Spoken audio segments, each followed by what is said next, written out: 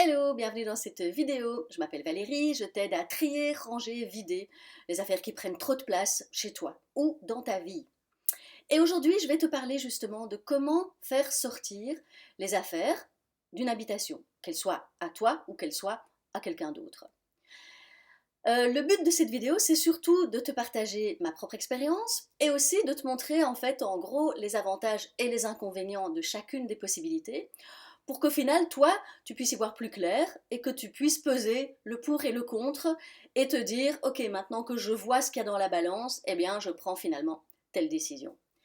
Parce que soyons bien clairs, il n'y a pas une bonne décision et une bonne solution. Non, ça va dépendre de toi, de la situation à ce moment-là, des circonstances, enfin, ça va dépendre de plein de choses, et donc tu dois juste faire un choix à ce moment-là.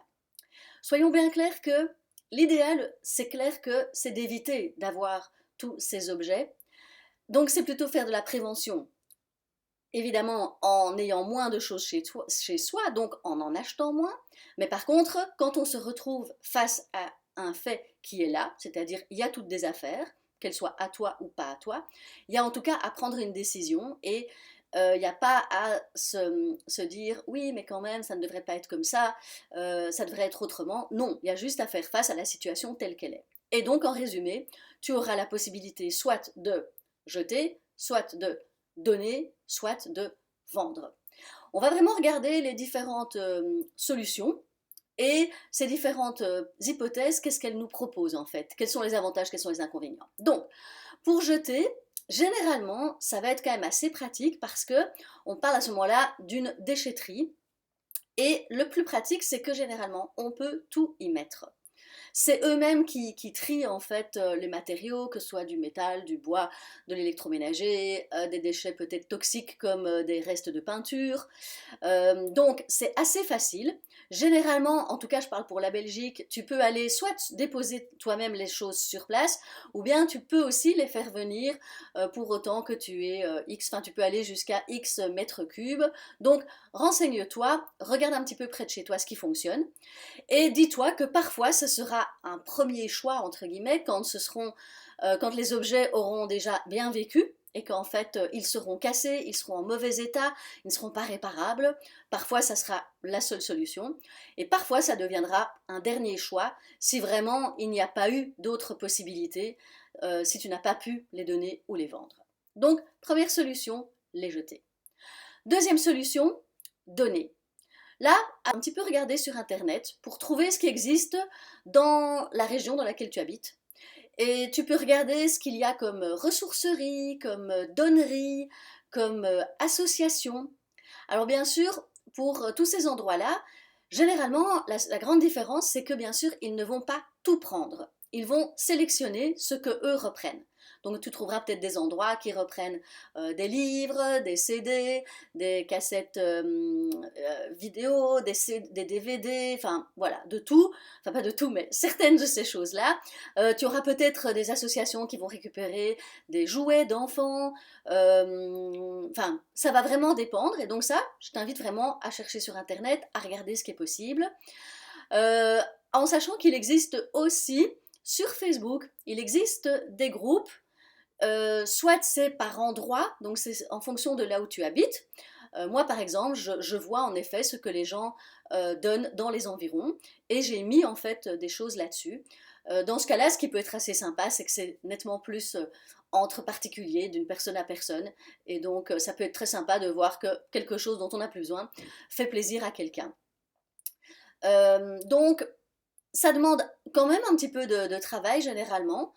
Ça va demander de prendre des contacts, de mettre des annonces, mais c'est encore un juste milieu qui te demande un peu d'investissement, mais généralement pas tant que cela.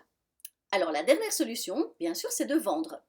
Et ça, c'est une solution qui prend finalement un peu plus de temps que les précédentes. Attention quand même, la grosse erreur, c'est de croire que tu vas réellement récupérer de l'argent en vendant.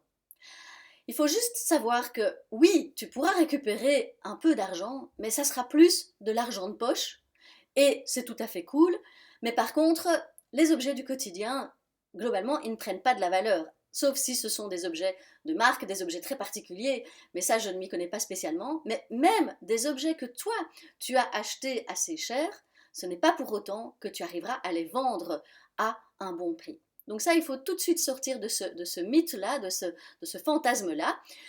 Et il faut comprendre qu'en fait, oui, tu auras des petites sommes, donc ça peut être intéressant, mais comme je dis, c'est plus de l'argent de poche.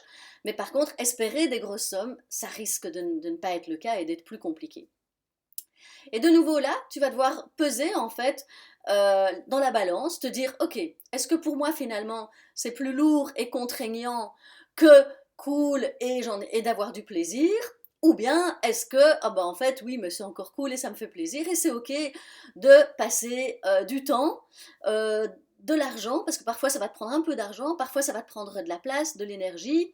Donc en fait en temps, ça peut te demander de faire des photos, de mettre les annonces, de répondre aux questions, parfois peut-être d'aller à un rendez-vous, parfois de faire un trajet si tu n'es pas là où l'objet se trouve. Peut-être que tu devras, mais ça je te déconseille évidemment, mais peut-être que tu devrais acheter un peu de matériel. Bon, moi généralement pour vendre j'ai juste acheté un gros scotch brun, donc ça allait, je trouvais comme investissement, c'était raisonnable. Et parfois ça va te prendre de la place parce qu'en attendant, ben, tu vas devoir stocker les objets. Parfois tu vas décider de garder certaines boîtes pour les réutiliser, pour les envois, et ça peut aussi te prendre de la place. Donc regarde vraiment en termes d'énergie, en termes de préoccupation, d'organisation, est-ce que cela vaut la peine de dépenser de l'énergie et du temps par rapport à tout ça, par rapport au résultat que tu auras, qui sera de l'argent, mais probablement peu. Alors, pour vendre, je te parlerai dans une autre vidéo de certaines applications. Ici, par contre, je vais te parler, comme j'ai parlé déjà de données sur Facebook, il y a aussi moyen de vendre sur Facebook. Par exemple, tu as des groupes locaux, donc tu as, oui, les personnes généralement, alors ça oui, j'insiste quand même, c'est que pour qu'elles viennent chercher. Parce que ça c'est quand même beaucoup plus pratique. Moi j'ai notamment vendu quand même certains meubles sur Marketplace et ça a assez bien fonctionné. J'ai aussi vendu par exemple des disques vinyles, mais là j'ai été dans un groupe spécifique sur Facebook où il y a les amateurs de disques vinyles. Bien sûr, je sais aussi que tu as les sites genre Seconde Main, en tout cas en Belgique, ou Le Bon Coin en France, sont des choses possibles. J'ai un peu l'impression que voilà, personnellement, ça fonctionne un tout petit peu moins bien, peut-être, mais ce n'est peut-être juste que mon expérience, c'est vraiment à toi de voir ce que tu en penses. Les aspects auxquels je trouve quand même il faut faire attention, c'est que parfois tu vas mettre une annonce et tu vas avoir plein de messages et donc tu vas devoir gérer différentes réponses à donner. Ça peut franchement prendre du temps, ça peut parfois être un peu même perturbant. Moi, parfois, je mettais un meuble et j'avais genre en quelques minutes, j'avais genre une dizaine de messages et j'étais là, ok, mais comment je fais pour gérer tout ça, quoi. Et bien sûr que c'est comme dans la vie, en fait, il y a de tout. Donc, il faut être vigilant. Il faudra faire attention. Par exemple, je ne vais pas te proposer, enfin, tu vas être vigilant et ne pas spécialement faire rentrer les gens chez toi. Veille à laisser les choses à proximité de la porte d'entrée. Enfin, soit en tout cas prudente, ça paraît juste logique, mais je préfère quand même le répéter. Moi, je n'ai jamais accepté d'envoyer quoi que ce soit par la poste ou même par des intermédiaires, enfin, sauf si c'était oui, ok, mon mari viendra chercher, bon, bah, ok, quoi.